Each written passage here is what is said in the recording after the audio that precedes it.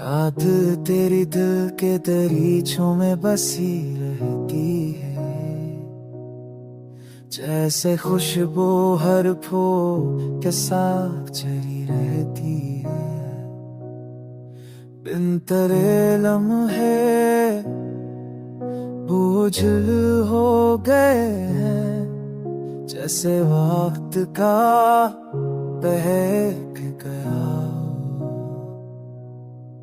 हर खुशी का रंग मनोधम है, हर रोशनी संसान है, क्योंकि तू नहीं है।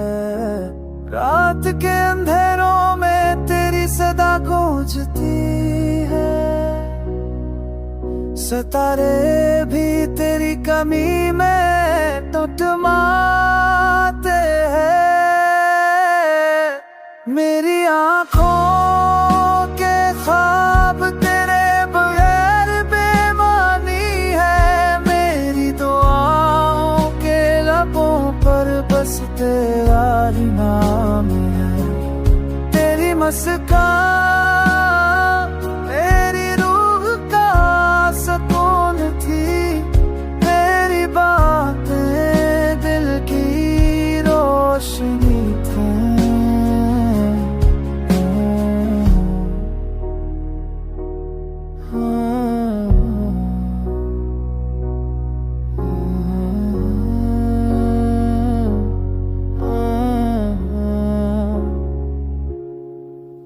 अब तन्हाई मेरा हम सफर है और खामोशी मेरी ज़बान, मगर दिल के अंदर तेरी चाहत का चिराग अब भी जलता है।